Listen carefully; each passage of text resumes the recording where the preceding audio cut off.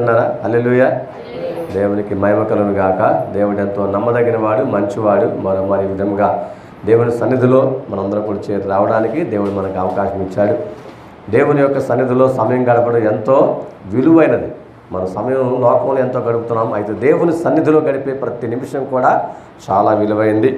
దేవుని యొక్క వాక్యాలని పఠిస్తూ అంటే చదువుతూ వాటిని అర్థం చేసుకుంటూ దాన్ని మన జీవితంలో కూడా ఉపయోగపడేలాగిన అంటే వాక్యానుసారంగా జీవించే వారిగా మనము ఉండాలి. రైట్, ఈ సమయంలో ఒక వాక్య భాగాన్ని చదువుకుందాం. అపోస్తుల కార్యములు 11వ అధ్యాయము, బుక్ ఆఫ్ యాక్ట్స్ చాప్టర్ 11. అపోస్తుల కార్యములు 11వ అధ్యాయము 26వ వచనాన్ని ఈ సమయంలో మనం చదువుకుందాం. వారు కలిసి ఒక సంవత్సరం మంది సంఘంలో ఉండి బహుజనములకు వాక్యములు బోధించి మొట్టమొదట అంతియోకులో శిష్యులు క్రైస్తవులు అనబడింది. సో ఫస్ట్ క్రిస్టియన్స్ అనేటువంటి పదము మనకు బైబిల్లో ఇక్కడే కనపడుతుంది. చాలామందికి అర్థం కాదు క్రైస్తవులు అంటే ఎవరు.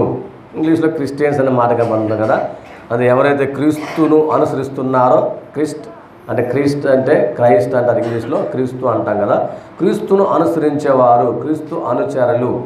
వాస్తవానికి ఈ మాట ఆనాడు వారిని ఎగతాళిగా లేకపోతే ఎక్కిరించడానికి గాను ఉపయోగించబడిన పదం.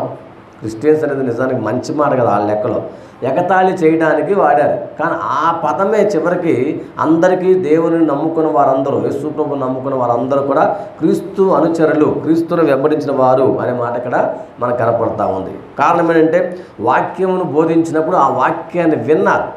వాక్యము వినిన తర్వాత వారందరూ క్రీస్తును అనుసరించాలి, క్రీస్తు చెప్పిన ప్రకారం మనం జీవించాలి, క్రీస్తు కోసం నిలబడాలనే భావన వారిలో కలిగింది. మొదటి శతాబ్దంలో చాలా శ్రమలు ఎదుర్కొన్నారు ప్రభువును నమ్ముకున్నటువంటి బిడ్డలు. మనకు అంత పెద్ద శ్రమలేవి లేవు, లేకపోతే బాధలేవి లేవు. అఫ్కోర్స్ మనకున్నటువంటి బాధలు కష్టాలు ఉంటాయి, కానీ అవి మన భక్తి జీవితాన్ని ఆపేవిగా కాదు. వాటిలో ధైర్యంగా నిలబడి ముందుకు వెళ్ళడానికి మనల్ని మనం సరి చేసుకోవాలి. వాక్యం ఎప్పుడు కూడా మనకు ధైర్యాన్ని కలిగిస్తుంది. ఇక్కడ వాక్యం విన్నారు కాబట్టి ఆ వాక్యం వారికి బలాన్ని కలిగించింది. మొట్టమొదటి క్రైస్తవులు అనే మాట మనకి ఇక్కడ కనపడతా ఉంది. సో మనం కూడా ప్రభువుని నమ్ముకున్నాం, ప్రభువుని వెంబడిస్తున్నాం, వీఆర్ క్రిస్టియన్స్ అని చెప్పుకుంటున్నాం, మనం క్రైస్తవులం అని చెప్పుకుంటున్నాం. అయితే క్రైస్తవులమైన మనము ఎలా ఉండాలి? ఈరోజు మనం నేర్చుకోబోయే పాఠం ఏంటంటే, ఒక క్రైస్తవుడు రోజు ఉండవలసిన విధం ఏమిటి? ఒక క్రైస్తవుడిగా లేక ఒక క్రైస్తవురాలిగా నేను ఉండవలసిన విధం, ప్రతిరోజు ఉండవలసినటువంటి విధం ఏంటి? ఏమేమి చేయాలి? మనుషులం కాబట్టి మన పనులు మనం చేసుకుంటాం, అందులో తప్పే ఉంది. ఉదయం లేవడం, రెడీ అయిపోయి ఉద్యోగమో డ్యూటీయో లేకపోతే వ్యాపారమో వాటి మీద వెళ్ళడం, మరలా సాయంకాలం ఇంటికి రావడం, మరలా రెస్ట్ తీసుకోవడం, మళ్ళీ తెల్లారుతుంది మళ్ళీ పోవడం, ఇదే మన పని. అయితే ఒక క్రైస్తవుడిగా మనం అసలు ప్రతిరోజు ఏం చేయాలి, ఏమేమి ఉండాలి అనే విషయాన్ని మనం నేర్చుకుందాం ఈరోజు. ఇందులో 4 ప్రధాన సంగతులు ఈరోజు మనం నేర్చుకోబోతా ఉన్నాం. మొట్టమొదట వాక్య ధ్యానంలో ఎదగాలి.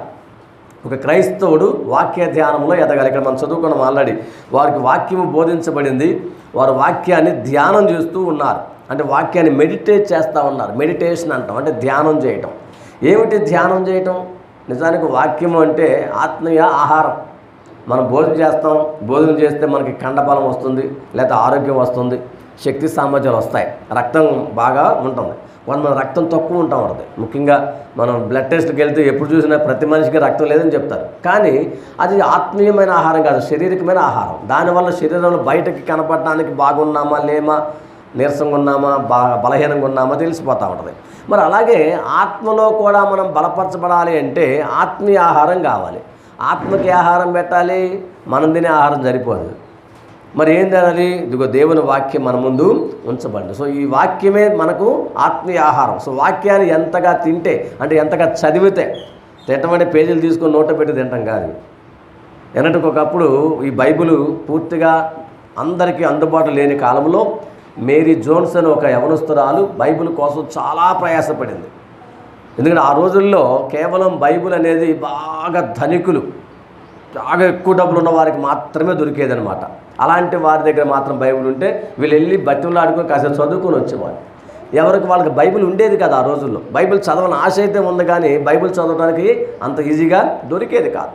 అందుకనే ఆ విషయాన్ని గమనించి బైబిల్ సొసైటీ అనేది ఒకటి స్థాపించబడింది. అంటే బైబిల్ను చక్కగా ప్రింట్ చేసి అందని వారికి అందిస్తే, లేని వారికి ఇస్తే వారు చదువుకొని సత్యాన్ని గుర్తిస్తారు. బాధల్లో ఉంటే ఆ బాధలు పోవాలంటే మనం వాక్యం చదువుకోవాలి. ఎందుకంటే ఈ వాక్యమే మనకి ఆహారం అన్నమాట. ఆత్మలో మనం బలపరచబడాలి, ఆత్మలో మనం ధైర్యంగా ఉండాలి, పిరికితనాన్ని విడిచిపెట్టాలి, దేవుని కోసం పనికొచ్చే పాత్రలుగా ఉండాలి అంటే ఇక్కడ మనం చూడాలన్నమాట. ఏమిటి? ఇదిగో మన కొరకు ఇవ్వబడింది. ఇంకో మాట చెప్పాలంటే ఉత్తరాలు ఉండేవి ఒకప్పుడు, ఇప్పుడు ఎక్కడ లేవు కదా. ఎందుకంటే ఇప్పుడు ప్రస్తుతం SMS అంటున్నాం కదా, త్వరగా వెంటనే చెప్పేటమే. అలాంటి అట్ట కాదుగా ఓ రాసేవాళ్ళం, అది తీసుకొని వచ్చి 3 రోజుల నుంచి వాడడం, ఒకసారి ఎప్పుడు వస్తుందో కూడా తెలియదు. అంతా అయిపోయి కొన్నిసార్లు అయిపోయిన తర్వాత వచ్చింది, జాగ్రత్తగా రండి, బాగలేదు, హెల్త్ బాగలేదు పలానా వాళ్ళకంటే అవునా అని చెప్పి మనం వెళ్ళేసరికి అక్కడ మనిషి అసలు గయా అంటే బాగలేదని చెప్పారు, కానీ అది మనకు వచ్చి మనం చూసుకొని వెళ్ళేసరికి అక్కడ అట్లా జరిగేది. పూర్వకాలం ఉత్తరాలు అంటే అలా ఉండేది అనమాట. కానీ ఇది అలాంటి ఉత్తరం కాదు, ఇది మరో మాట చెప్పిన ప్రేమ కావ్యం. ప్రేమ కావ్యం అంటే దేవుడు మన కొరకు రాసినటువంటి ప్రేమ పుస్తకం అని చెప్పాలి, మాట చెప్పండి. ఈ మహాకావ్యం, మహాగ్రంథం ఇది. ఈ పుస్తకంలో ఉన్న మాటలన్నీ కూడా దేవుడు మన మీద చూపించే ప్రేమకు చిహ్నంగా కనపడుతున్నాయి. దేవుడు ఎంత ప్రేమామయుడో కనపడుతుంది. అందుకని నీకున్న బాధ కానీ, శ్రమ కానీ, ఇబ్బందులు కానీ వాక్యాలు చదువుతూ ఉండాలి. మనకి ఇక్కడే సందేహం అవుతుంది, టైం వేయడం సమయం లేదు కదా మనకి. పొద్దున్న లేచిన దగ్గర నుంచి డ్యూటీగానో మనం వెళ్ళే పనులు అయితే, వ్యాపారం అయితే ఆ బిజీలో ఉన్నాం కాబట్టి సమయం సరిపోవట్లా.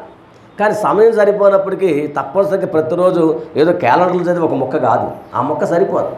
ఒక క్రైస్తవుడిగా, ఒక క్రైస్తవురాలిగా మన భక్తులు ఎదగాలి అంటే వాక్యాన్ని శ్రద్ధగా, బుద్ధిగా చదువుకునే వారిగా ఉండాలి. కనీసం కొంత సమయం, అట్లీస్ట్ 1 చాప్టర్, ఒక్క అధ్యాయమైనా చదివే వారిగా ఉండాలి. అదే బైబిల్ సంవత్సరం పూర్తి చేయాలంటే కనీసం 3-4 అధ్యాయాలు చదవమంటాం. చదివితే 1 ఇయర్లో మన బైబిల్ పూర్తి చేయొచ్చు. ఒక్క అధ్యాయం కూడా చదివే టైం లేదు అనకూడదు, ఎందుకంటే ఒక అధ్యాయం 5 నిమిషాలు 10 నిమిషాలు అయిపోద్ది. ఇప్పుడు ఇంకా మాటలు చెప్పాలంటే సెల్ ఫోన్లో వాక్యాలు మనం పెట్టుకోవచ్చు, అందులో కూడా బైబిల్ పెట్టుకోవచ్చు, వినొచ్చు అనమాట. వినేవి కూడా వచ్చేసినాయి. చదవకపోతే కుదరకపోతే కనీసం కాకపోతే ఏదో పని చేసుకుంటూ వింటున్నాం అనుకో, మళ్ళీ లోపలికి వెళ్దాం. కొన్నిసార్లు మనం ఏదో పని చేసుకుంటా పాటలు పాడుకుంటూ ఉంటాం, పాటలు పెట్టుకుంటూ ఉంటాం కదా. ఆ తర్వాత ఏం పాడాం, ఏం విన్నాం ఏమో, మొత్తమే పని చేసుకుంటా విన్నాం. వాక్యం పని చేసుకుంటా వింటే కొన్నిసార్లు పని చేయదు. అలా ధ్యానపూర్వకంగా కళ్ళు మూసుకొని ఆ వాక్యాన్ని వింటూ అప్పుడు మైండ్లోకి వెళ్తాం. ఒకళ్ళు చదవడం టైం సరిపోకపోతే, పుస్తకం తీసే టైం లేకపోతే. ఎందుకంటే బైబిల్ లేదా ఒకప్పుడు అంటే ఇంతలా బైబిల్ పట్టుకొని వెళ్ళాల్సి వచ్చేది. ఇప్పుడు సెల్ ఫోన్లో ఉంది కదా, మీరు రోజు చదువుకోవడానికి మీరు ఎక్కడున్నా ఒక 10 నిమిషాలు పావు గంట సమయం ఉంటే తప్పకుండా వృధా కాకుండా మనం బైబిల్ చదవాలి. అంటే వాక్య ధ్యానం మనం చేయాలి. ఎందుకంటే వాక్య ధ్యానంలో మనం ఎదిగే కొలది ఆ ఆత్మీయ ఆహారం వల్ల మన ఆత్మలో కూడా ఎదుగుతాం. ఎలాంటి ఇబ్బందులు వచ్చినా వాటిని తట్టుకోవడానికి అవకాశం ఉండదు. చూడండి, ఇదే అపోస్తల కార్యములు 17వ అధ్యాయం, చాప్టర్ 17 verse 11. యాక్ట్స్ 17:11 చూద్దాం. అపోస్తల కార్యం 17వ అధ్యాయం 11వ వచనం.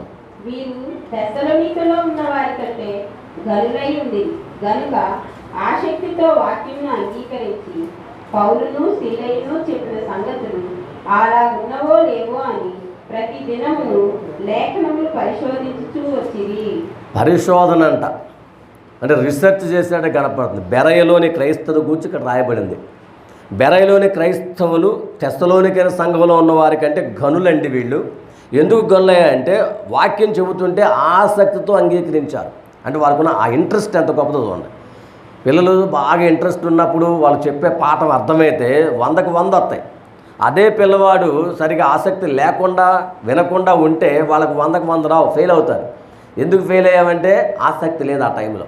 అలాగే దేవుని వాక్యం పట్ల వీరికి ఎంత ఆసక్తి ఉందో, వారు చెప్పిన వాక్యాలన్నీ కూడా అవునా కాదా, గొప్ప గొప్ప వారు చెప్పిన వాక్యాలు ఆ విధంగా ఉన్నాయా లేవని, అందుకనే అలాగ ఉన్నవో లేవని ప్రతిదినమును లేఖనమును పరిశోధించుతూ వచ్చిరట. బెరయలోని ఉన్న క్రైస్తవుల గురించి మాట్లాడుతూ రాయబడిన మాటలు మనం చదువుతున్నాం. ప్రేమని విశ్వాసి, మనము ఆ వాక్యాలు వింటున్నాం. మరి వాక్యం వింటున్న మనము వాక్యాలు అలా ఉన్నాయా లేవా? వాక్యం ఎప్పుడు కూడా యథార్థమైందే, ఇందులో ఏమాత్రం అబద్ధం లేదు. అయితే కొన్నిసార్లు ఆ మాటలు మనకు నచ్చినట్టుగా మనం చెబుతున్నామేమో, అది ఎవరైనా కానివ్వండి. అలా చెబుతున్న మాటలు వాక్యంలో ఉన్న ప్రకారంగా ఉన్నాయా లేవా? మనల్ని హెచ్చరించే మాటలు ఇవి, మనల్ని బలపరిచే మాటలు, తప్పు చేస్తే సరిచేసే మాటలు, బలహీనంగా ఉంటే ధైర్యం ఇచ్చే మాటలు, శక్తి లేకపోతే శక్తినిచ్చే మాటలు, ఇందులో అన్నీ ఉన్నాయి. కాబట్టి వీటి చదివేటప్పుడు చాలా జాగ్రత్తగా ఉండాలి. ఆనాడు బెరయ క్రైస్తులు ఎలాగైతే కరెక్ట్గా ఎంక్వైరీ చేసినట్టుగా, అంటే రీసెర్చ్ చేయడం మొదలుపెట్టి అలాగే ఉందా లేవా, ఓకే కాదా గీదా అన్నీ కూడా పరిశీలించారు. అంటే అంత పరిశీలించే అంత సమయం మనకు లేదుగా ఈ రోజుల్లో. అట్లీస్ట్ రోజుకు ఒక వాక్యం, ఒక అధ్యాయం చదువుతూ ఉంటే ఒక సంవత్సరానికి 2-3 ఏళ్ళకో 2-3 సార్లు బైబిల్ చదివేసాం అనుకోండి, మరలా చెబుతున్నప్పుడు వింటున్నప్పుడు ఆ వాక్యం అలాగ ఉందా లేదా మనకే కొంతవరకు అవగాహన కలుగుతుంది. కాబట్టి మనకి ఇది ఆత్మీయమైన ఆహారము, ఆత్మకు కావాల్సిన బలాన్ని కలిగిస్తూ ఉంది. ఇందులో ఉన్న పవర్ చాలా గొప్పది. అందుకని కీర్తనకారుడు చెప్పిన మాట చూద్దాం. 119వ కీర్తన, సామ్స్ 119, 119, 50వ వచనం. 119వ కీర్తన 50వ వచనంలో, ఈ వాక్యము నన్ను బ్రతికించి ఉన్నది, నా బాధలలో ఇదే నాకు నెమ్మది కలిగింది. సో వాక్యం యొక్క ఉపయోగం లేక లాభం ఏంటో ఇక్కడ కనపడతా ఉంది. వాక్యాన్ని మనం శ్రద్ధగా చదవాలి, పరిశోధించాలి, అలా ఉందా లేదా చూడాలి. అలా చేయటం వల్ల మనకి ఏం కలుగుతుందండి? ఈ వాక్యము ఆత్మీయ ఆహారం మనకి ఏ ప్రయోజనం కలిగిస్తుందంటే ఇక్కడ కనపడుతుంది, నన్ను బ్రతికిస్తుంది. దేవుని యొక్క వాక్యమే మనం బ్రతికిస్తుంది. ఈనాడు మనం బ్రతకాలి అంటే సహజంగా మనకి ఏదైనా ప్రాబ్లం వస్తే వెంటనే హాస్పిటల్కి వెళ్తాం కదా. డాక్టర్ గారు కూడా ఏమంటాడు, కొంతవరకు ఇస్తాడు, కానీ మీ ఆరోగ్యం మీ చేతుల్లో ఉంది, మీ తిండి జాగ్రత్తగా ఉండాలి, మీ రెస్ట్ జాగ్రత్తగా ఉండాలి, అంటే విశ్రాంతి చక్కగా తీసుకోవాలి. కొన్నిసార్లు 2 రోజులు రెస్ట్ తీసుకోమంటారు, కానీ మనం ఏం చేయాలి, పనులు ఒత్తిడి, బిజీ, పర్లేదు అట్టా చెప్తాను, 2 రోజులు మానేసి మరలా డ్యూటీకి వెళ్ళిపోతాం, ఎక్కువైపోద్ది ప్రాబ్లం, అంటే సమస్య పెరిగిపోతుంది. అలాగే ఇక్కడ కూడా మనం గమనించితే నాకు ఏ బాధ వచ్చినా ఆ బాధల్లో చనిపోతామేమో అనే స్థితిలోకి వెళ్ళిపోతాం, మరణాపాయకర పరిస్థితుల్లో ఉంటాం. అంటే డెత్ బెడ్ అంటాం, మరణ పడక మీద ఉంటాం. అలాంటి మరణ పడక మీద ఉన్నప్పటికీ మనం భయపడనక్కర్లా, ఎందుకంటే దేవుని వాక్యము మనకు సహాయం చేస్తుంది. ఆ వాక్యం మనల్ని బ్రతికిస్తుంది. చనిపోయిన వారిని కూడా బ్రతికించగల సామర్థ్యము దేవుని వాక్యం తట్టి దేవునికి మహిమ కలుగునుగాక. నేను ఒకవేళ చాలా తీవ్రమైన ఇబ్బందుల్లో ఉంటే, అనారోగ్యం పాలైపోయి ఎవరి వల్ల కాదండి, డాక్టర్లు చేతులెత్తేసారండి అన్నప్పటికీ మనం భయపడనక్కర్లా, ఎందుకంటే దేవుని వాక్యమే నేను బ్రతికిస్తుంది. అయితే నమ్మాలి, నమ్మిన వారి జీవితాల్లోనే ఈ అద్భుతం జరుగుతుంది. ఆయన విశ్వాసం ఉంచిన వారి పట్ల మాత్రమే జరుగుతుంది. అందుకే అంటాడు అక్కడ, నా బాధలో ఇదే నాకు నెమ్మది కలిగించుచున్నది అంటాడు. నాకు బాధలు వస్తున్నాయి, మరి నెమ్మది వస్తుందా? నెమ్మది కావాలంటే దేవుని వాక్యం కావాలి. దేవుని వాక్యం మన దగ్గరే ఉంది. ఆ వాక్యాన్ని మనం ఎలా చదువుతున్నాం, ఎలా ధ్యానం చేస్తున్నాం, వాక్యాన్ని ధ్యానం చేయండి, చదవండి, అప్పుడు నీకున్న బాధలన్నీ కూడా ఎగిరిపోతాయి. పక్షికి రెక్కలు ఉన్నాయి కాబట్టి ఈజీగా ఎగిరిపోద్ది.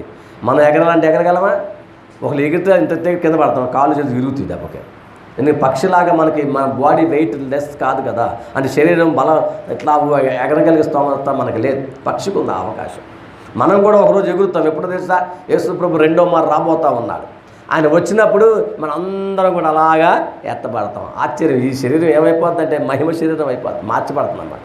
ఈ శరీరం ఎలాగ ఎగరదు కదా, ఆటోమేటిక్గా వెయిట్ అంతా కూడా పోతుంది, తేలికైపోతుంది. అప్పుడు మనం కూడా పక్షిలాగా ఎగురుతాం. ఆ రోజు రాబోతుంది.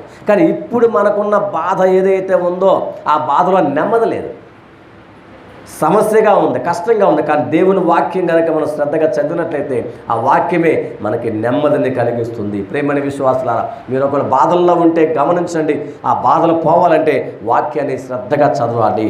మనందరం కూడా శ్రద్ధగా చదివి నెమ్మదిని పొందుకుంటూ మనము ముందుకు సాగిపోవాలి. చూడండి, 145వ కీర్తన 15-16 వచనాలు చదువుకుందాం. 145, 15, 16. సర్వజీవుల కన్నులు నీ వైపు చూస్తున్నవి, తగిన కాలమందు నీవు వారికి ఆహారం ఇచ్చుదు. నీవు నీ గుప్పిల్ని విప్పి ప్రతి జీవి కోరికలను తృప్తిపరుచుతున్నావు. శారీరకమైన ఆహారం గురించి ఒకరు మనం దిగులు పెడితే ఇక్కడ కీర్తనకారుడు చెబుతున్న మాట, సర్వజీవులు ప్రతి వారి కన్నులు కూడా దేవుని వైపే చూస్తున్నాయి. ఎందుకంటే ఆహారం ఇచ్చేవాడు ఆయనే. అందుకన్నాడు, తగిన కాలమందు నీవు వారికి ఆహారం ఇచ్చుదువు. ఈ లోకంలో మనకు కావాల్సిన ఆహారం ఇచ్చేవాడు ఆయనే. లోక సంబంధమైన ఫుడ్ని గురించి మనం చింతపడితే చింతపడనక్కర్లా, అవి ఇచ్చేవాడు కూడా ఆయనే. గుప్పిలివి ప్రతి జీవి కోరికను తృప్తిపరుచుతున్నావు అన్నాడు. నేను ఏ కోరికైతే కలిగి ఉన్నామో ఆ కోరికను తృప్తిపరచేవాడు, అంటే కోరిక తీర్చేవాడు. తృప్తి కలుగుతుంది, అమ్మయ్య చాలండి అన్నంతగా దేవుడు ఇస్తాడు. అలాగే ఇది భౌతికపరమైన ఆహారం గురించి దేవుడు మాట్లాడుతుంటే, మన ఆత్మ సంబంధమైన ఆహారము ఇది దేవుని వాక్యం. సో దేవుని వాక్యం మనం చదువుతున్నంతగా మనం దేవుళ్ళు బలపరచబడినట్లయితే దేవుడు తప్పకుండా మనకు ఆహారం ఇస్తాడు. ఆత్మీయ ఆహారం మన దగ్గరే ఉంది. భౌతికమైన ఆహారం గురించి చింతపడనక్కర్లా, ప్రభు తప్పకుండా మనకు ఉపకారం చేస్తాడు, మేలు చేస్తాడు. అందరికీ కూడా ఇచ్చేవాడే, కష్టపడిన వాడు కూడా. అందుకే 147వ కీర్తన చూస్తే 147:9 147:9 కీర్తనకారుడు చెప్పే మాట మనకు అక్కడ కనపడుతుంది. అత్యుచుండు పిల్లకాకులకును ఆయన ఆహారం ఇచ్చేవాడు. వీళ్ళకి ఎవరిస్తారు చెప్పండి? పశువులకి పిల్లకాకులకి ఆహారం ఇచ్చేవాడు ఆయనే. అంటే మనం చాలా మార్లు నేను చాలా కష్టపడుతున్నాను, నేను కష్టపడలేకపోతే, నేను శ్రమ పడకపోతే నాకు రాదండి అని అనుకుంటాం. అందుకే దేవుడికి తెలియజేస్తా ఉన్నాడు, ఆహారం ఇచ్చేవాడు అసలు దేవుడు, సృష్టికర్త ఆయన, సృష్టించిన వాడు ఆయన. కాబట్టి ఆయన ఇచ్చేవాడు, ఎవరు ఏమి కావాలని అడిగినా కాదనకుండా ఇచ్చేవాడు. కాబట్టి నీకు నాకు ఇచ్చేవాడు కూడా ఆయనే. ఇచ్చే దేవుడిని వదిలిపెట్టి మనం ఎక్కడెక్కడికో తిరుగుతూ ఉంటాం. ఎవరో మేలు చేస్తారు, ఎవరో సహాయం చేస్తారు, ఎవరో ఆదుకుంటారని చెప్పి మనుషులమే పెడుతున్నాం. అందుకే మనం నష్టపోతున్నాం. కానీ ఇక్కడ దేవుని వాక్యం సెలవిస్తుంది. దేవుని వాక్యమే మనకు బలాన్ని కలిగిస్తుంది. భౌతికపరమైన ఆహారం ఇచ్చేవాడు ఆయనే, అలాగే ఆత్మీయమైన ఆహారం ఆల్రెడీ మనకు దేవుడు ఇచ్చాడు. దాన్ని శ్రద్ధగా మనము చదవలసిన వారమే ఉన్నాం. ఎంతగా చదివితే అంతగా ప్రభువులో మనము బలపరచబడతాం. కాబట్టి మనం ఆత్మీయమైన ఆహారాన్ని శ్రద్ధగా చదువుదాం, దేవుని వాక్యాన్ని విందాం, మరెక్కువ మేలులు పొందుకుందాం. అలాగే ఒక క్రైస్తవుడిగా మనం ప్రతిరోజు ఉండవలసిన విధములు రెండవ విషయం ఏంటి? రెండవది ఏమిటంటే ప్రార్థనా సహవాసములో ఎదగాలి. అపోస్తల కార్యములు 2వ అధ్యాయము 42వ వచనములో మనం చదివినట్లయితే ప్రార్థనా సహవాసం గురించిన మాట చాలా స్పష్టంగా కనపడుతుంది. యాక్ట్స్ 2:42. ఒక క్రైస్తవుడు ప్రార్థన సహవాసంలో ఎదగాలి. నీవు నేను క్రైస్తవులంగా ప్రార్థనలో ఎదగాలి, సహవాసంలో ఎదగవలసిన వారమే ఉన్నాం. వీరు అపోస్తలుల బోధయందును సహవాసమందును రొట్టెవించుటయందును ప్రార్థన చేయుటయందును ఎడతెగక ఉండిరి. సో ఆనాడు ఆదిమ అపోస్తులు చెప్పినట్లుగా అందరూ కూడా ఒక చోట గ్యాదర్ అయ్యేవాళ్ళు, అంటే కూడుకునేవాళ్ళు. వారు చెప్పిన మాటలు విన్నారు, బోధలు అంటే దేవుని వాక్కులు చక్కగా విన్నారు. వినడం మాత్రమే సహవాసం అంటే ఫెలోషిప్ అన్నారు. ఇలా మనం కలిసి ఎందుకు రావాలంటే ఫెలోషిప్ కొరకు, అంటే సహవాసం కొరకు. ఆ సహవాసములో మనం ఎదగాలి. ప్రార్థన చేయటంలో కూడా వాళ్ళు ఎడతెగక ఉండిరి, అంటే కంటిన్యూగా ప్రార్థనలో వాళ్ళు సమయం గడిపేవాడు. దేవుని మందిరం మనకు వారు వచ్చేవారు, సహవాసం కలిగి ఉండేవారు. అంటే సహవాసం అంటే అందరూ ఇలా కలిసి వస్తేనే సహవాసం. ఎందుకంటే మా ఇంట మేము చేసుకుంటామంటే జరిగి అది రోజు చేసేది, కానీ వారానికి ఒక్కసారి ఇలా సహవాసం అనేది మనకు చాలా ప్రధానం. ఒకరినొకరు ప్రోత్సహించుకోవడానికి, ఒకరినొకరు బలపరచుకోవడానికి ఇది చాలా అవసరమైనది. కాబట్టి ప్రియమైనటువంటి విశ్వాసులారా, మనం ప్రార్థనలో మనం ఎదగాలి, ఆ విధంగా సహవాసం ఎదగాలి. ప్రార్థన చేసుకోవడానికి సమయం ఎక్కడండి అనొచ్చు. వాక్యం అన్నారు బాగానే ఉంది, ఒక 5-10 నిమిషాలు చెప్పారు. ప్రార్థన టైం ఇది మళ్ళీ మనకి. కానీ మనం ఎంత ప్రార్థన చేస్తే అంతగా దేవుళ్ళ మనం ఎదగాలి. ఎంతవరకు ప్రార్థన చేయాలి? ఇక్కడైతే కనపడింది ప్రార్థన చేయడం ఎడతెగక ఉండిరి అని ఉంది. ఎడతెగక మనం ఉండడం సాధ్యమవుతుందా? కష్టం కదా.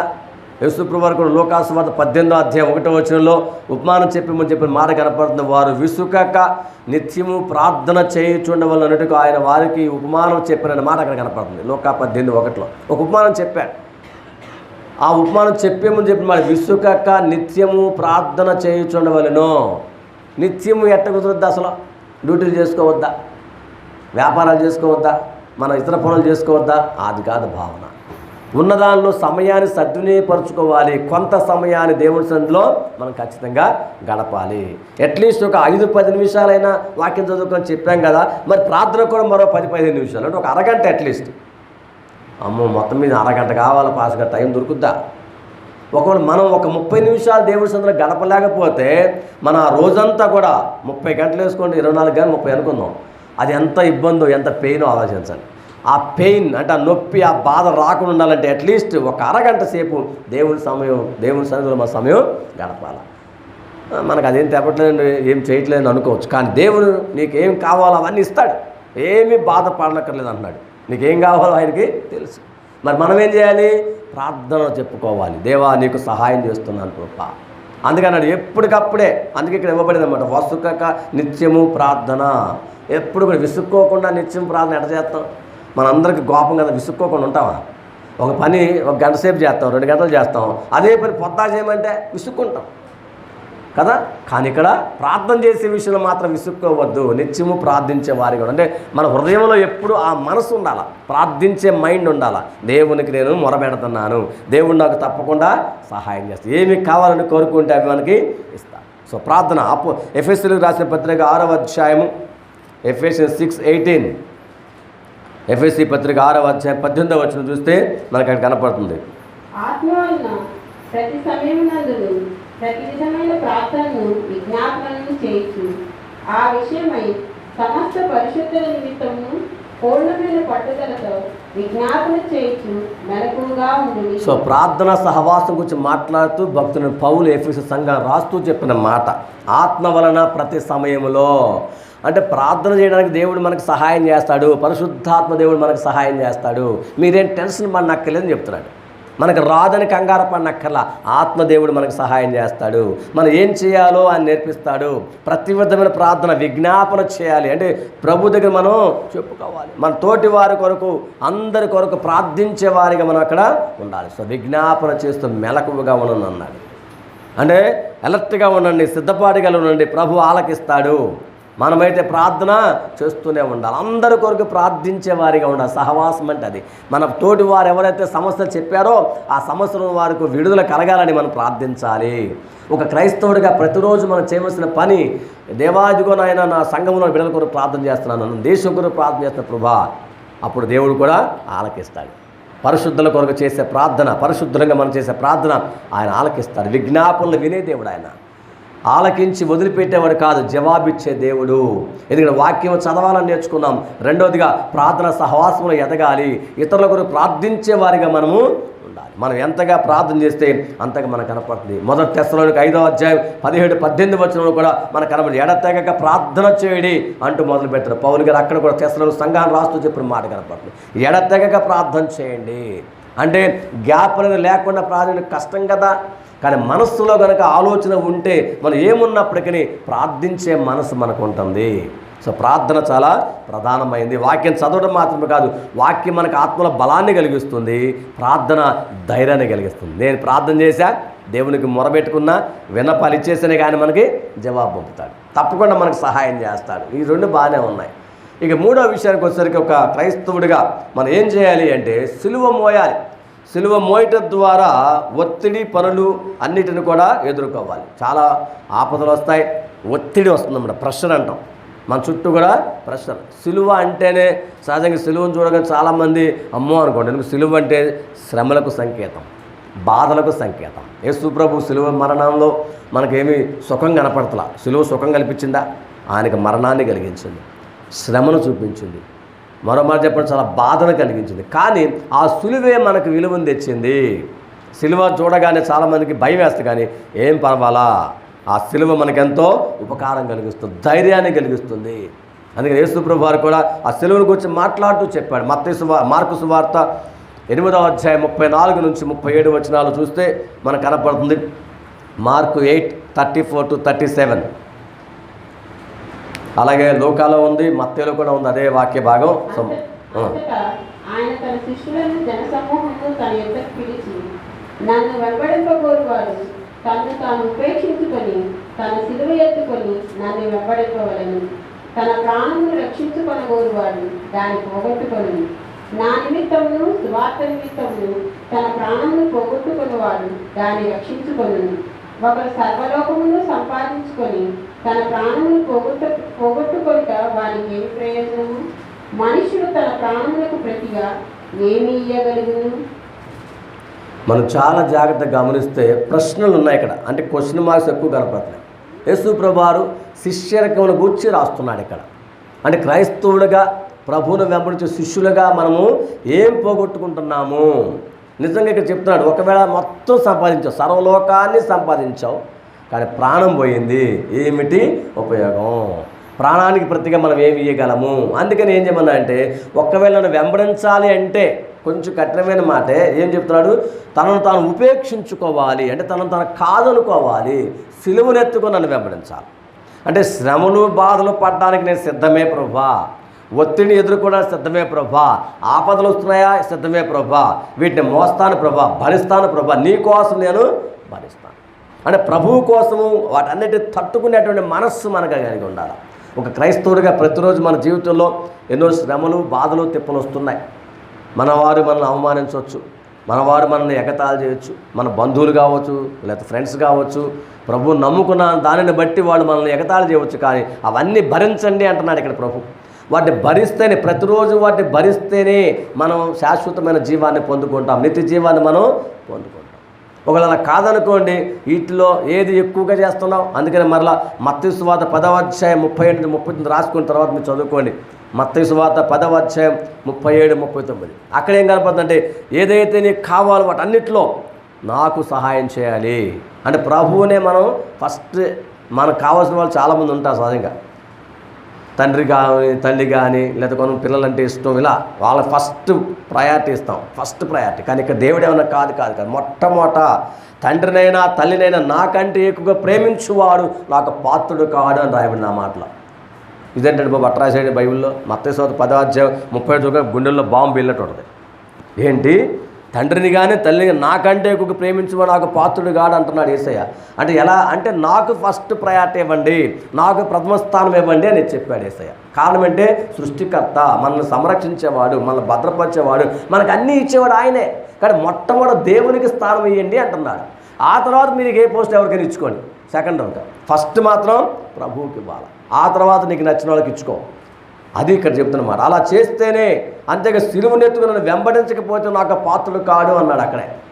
అంటే బాధలు పడకుండా, ఇబ్బందులు పడకుండా, లేకపోతే ఆపదలు వస్తున్నాయి తట్టుకోకుండా ఉంటే వాళ్ళు నాకు పాత్రులు కారు. ఎందుకంటే ఆయన చూపించాడు, సెలువులో బలియాగమై చూపించాడు, మనకు నేర్పించాడు.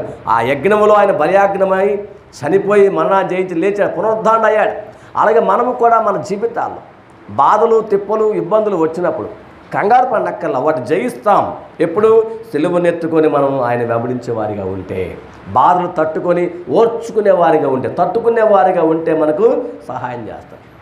అందుకని యోహాను సువార్త 12వ అధ్యాయం 25వ వచనంలో యేసు ప్రభువు చెప్తాడు, ఒకవేళ మనకు నిత్యజీవం కావాలి అంటే యోహాను 12:25లో మనకు కనపడుతుంది, తన ప్రాణమును ప్రేమించువాడు దానిని పోగొట్టుకొనును, ఈ లోకములో తన ప్రాణమును ద్వేషించువాడు నిత్య జీవము కొరకు దానిని కాపాడుకునని మీతో నిత్యముగా చెప్పుచున్నాను అన్నాడు యేసయ్య. చాలా చక్కగా కనపడుతుంది ఇక్కడ. ఈ లోకములో ఎవరైతే తన ప్రాణం ద్వేషించుకుంటాడో నాకు అక్కర్లేదండి, అప్పుడు నిత్య జీవం కోసం నేను కాపాడుకుంటా. అంటే ప్రాణం గురించి కంటే ప్రభు గురించి ఆలోచించేవాడు కావాలి, వారు నిజమైన క్రైస్తవులు అంటున్నాడు. ప్రతిరోజు నిజమైన క్రైస్తవుడిగా నేను ఉండాల్సినది ప్రాణాల గురించి దిగులు పడక్కర్లేదు అంటున్నాడు. భయపడనక్కర్లేదు, భయపడితే తొందరపోద్ది. మనం ఎప్పుడైనా అనారోగ్యం గురించి అమ్మ అంటే రోగం ఎక్కువ అవుద్ది. అందుకే డోంట్ కేర్. ఎప్పుడైతే డోంట్ కేర్ అంటామో గమనించండి, ఆటోమేటిక్గా మంచి బలం వచ్చేంత ఓపిక వస్తుంది. కొంత పెద్దానికి కంగారు పడతారు, టెన్షన్ పడుతుంటారు. కానీ ఇక్కడ ఏసై చెప్తున్నారు, ప్రాణాన్ని ద్వేషించాలి.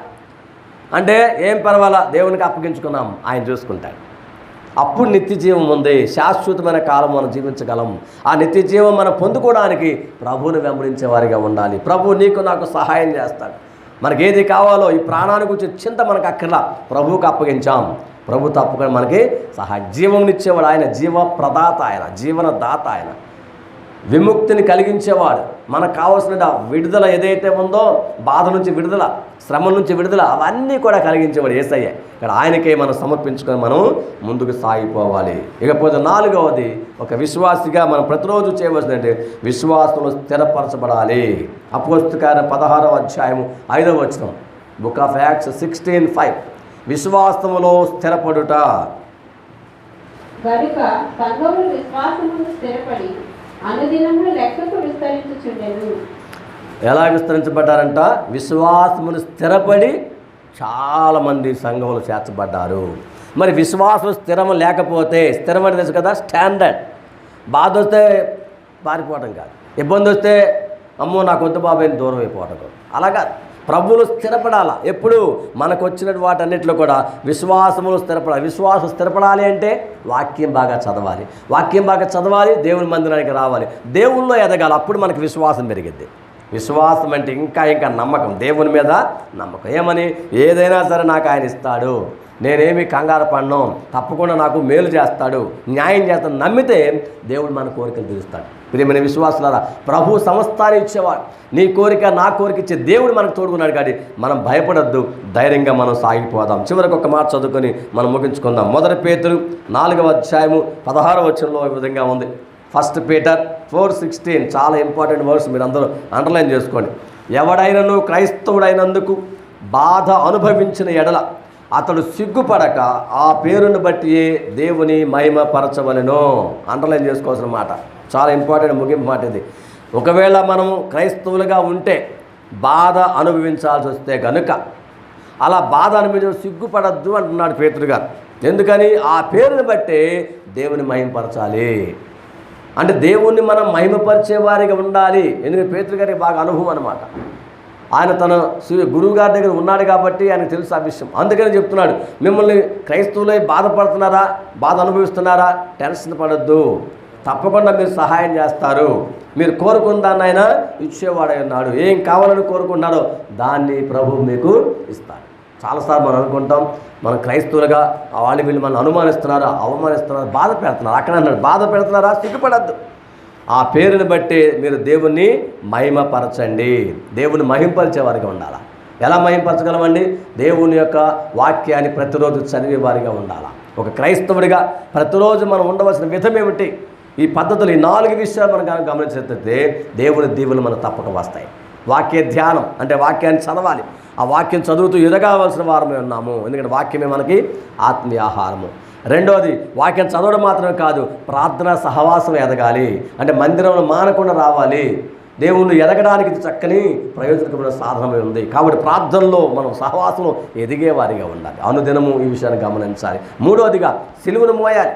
సిలువ మోస్తున్నప్పుడు ఎన్నో ఆపదలు వస్తాయి, ఒత్తిళ్ళు వస్తాయి. వాటన్నిటి కూడా ఎదుర్కొందాం. వీటిని ధైర్యంగా మోస్తాను, తట్టుకుంటాను, దేవుడు నాకు మేలు చేస్తాడు అని నువ్వు నమ్మకంగా ప్రభువులో సాగాలి. ఆఖరికి 4వది, విశ్వాసంలో స్థిరపడాలి. నీవు నేను విశ్వాసం ఉంది, కానీ స్థిరం ఉండాలా. ఏదైనా చిన్న ప్రాబ్లం వచ్చినప్పుడు జవాబు రాకపోతే, దేవుడు మనకి జవాబు ఇవ్వకపోతే వెనుదిరిగి వెళ్ళిపోకూడదు. ధైర్యంగా ఉందాం, దేవుడు తప్పకుండా మేలు చేస్తాడు. పరలోకం శాశ్వతం. అంత గొప్ప దేవుడు ఈ లోకంలో నువ్వు అడిగింది ఇవ్వడా, ఇస్తాడు. కొన్నిసార్లు ఆలస్యం కావచ్చు, కానీ ప్రభు ఇచ్చే వరకు వేచి ఉండి ప్రభు ద్వారా దీవులను పొందుకోవాల్సిన వారం ఉన్నాం. మనమును ఆ విధంగా దీవులను పొందుకుంటూ ప్రతిరోజు కూడా దేవుల్లో ముందుకు సాగుదాం. కళ్ళు మూసుకుంటే ప్రార్థన చేసుకుని ముగించుకుందాం. ప్రియమైన విశ్వాసులారా, క్రైస్తవుడిగా ప్రతిరోజు మనం ఉండవలసిన విధములకు వచ్చి నేర్చుకుందాం. నీవు నేను పరిశీలించుకుందాం. వాక్యాన్ని చదివేవారిగా ఉందాం, ప్రార్థన చేసేవారిగా ఉందాం, సహవాసం ఎదిగేవారిగా ఉందాం. సిలువను ఎత్తుకొని బాధలు భరిస్తూ ధైర్యంగా ముందుకు వెళదాం. విశ్వాసంలో స్థిరపరచబడదాం. అప్పుడు మన అవసరాలన్నీ కూడా యేసయ్య తీరుస్తాడు. మన కష్టాలన్నీ కూడా తొలగిస్తాడు. బాధలన్నీ తొలగించబడతాయి. మనం కోరుకున్న వాటిని ప్రభు ఇచ్చేవాడు. అట్టి దేవునికే ఎల్లప్పుడూ మనం సమర్పించుకుంటూ ముందుకు సాగిపోదాం. మహోన్నతుడా, మా మంచి దేవా, యేసయ్యా నీకు వందనాలు. నీ వాక్యం ద్వారా నాతో మాట్లాడు స్తోత్రాలు తండ్రి. ప్రతిరోజు మంచి విశ్వాసులుగా క్రైస్తవులుగా కొనసాగడానికి ఒక సహాయం చేయి. వాక్యాలు వినడం మాత్రమే కాదు, వినదాన్ని అమలు చేసేవారిగా పాటించేవారికి ఉండడానికి సహాయం చేయి. కూడి వచ్చిన వారందరూ మీరు దీవించండి, వారిని ఆశీర్వదించవద్దులు వచ్చినాను. ఈ మాటలు వింటున్న వారిని దర్శించండి ఆయన. వారి కోరికలు తీర్చండి, వారి అవసరాలు తీర్చండి, వారి ఉద్యోగాల్లో సహాయం చేయండి. వారు కోరినంత ఆదాయం దయచండి. వ్యాపారస్తులు దీవించండి, వారి వ్యాపారం స్థిరపరచండి, లాభాలు దయచండి. నీకు తగిన పాత్రలుగా సాక్షులుగా ప్రతి ఒక్కరిని వాడుకోనండి. అనారోగ్యంతో వారు స్వస్థపరచండి, ఆరోగ్యవంతులు చేయండి. మరి ముఖ్యంగా ఈ కరోనా మహమ్మారి కాలంలో ప్రభా అద్భుత కార్యం జరిగించండి, దేశాన్ని కాపాడండి. మా తెలుగు రాష్ట్రం ప్రత్యేకంగా భద్రపరచండి ఆయన. వ్యాక్సిన్ ఇంకా వేసుకునే వారికి, ఫస్ట్ డోస్ వేసుకునే వారికి అనుగ్రహించండి ఆయన. మరి అందరికీ అందుబాటులో రావడం సహాయం. సెకండ్ డోస్ కొరకు ఎదురు చూస్తున్న వారికి సెకండ్ డోస్ అందుబాటులో రావడం సహాయం చేయండి. వేసుకునే వారికి ఎలాంటి ఇబ్బందులు లేకుండా నీ కృపలో బలపరచని భద్రపడి తండ్రి మీకు స్తోత్రాలు. అలాగే మరోమారు చేస్తున్నారు వందనాలు దేవా. మీకు స్తోత్రాలు చెప్తున్నప్పుడు నీవు సహాయం కృప చేయడం పెట్టుకున్నాను వందనాలు దేవ. సమస్త విషయాలు సహాయం కృప చేయమని నీకే అప్పచేస్తున్నాను తండ్రి వందనాలు. ఎవరెవరు ఏమేమి కావాలో మీకు తెలుసుకో, వారిని సహాయం చేయండి. సమస్త విషయాలు సహాయం కృపతోడే ఉంచమని మహోన్నతుడు యేసుక్రీస్తు నామములో వేడుకుంటున్నాము తండ్రి, ఆమేన్. మహోన్నతుడు ప్రభువైన యేసుక్రీస్తు తండ్రి దేవుని ప్రేమ పరిశుద్ధాత్మ యొక్క అన్యోన్య సహవాసం కూర్చు మనకును ఈ లోకం సమస్త పరిస్థితులు ఇప్పుడు ఎల్లప్పుడు సదాకాలము తోడైన నడిపించునుగాక. ఆమేన్. అందరికీ వందనాలు.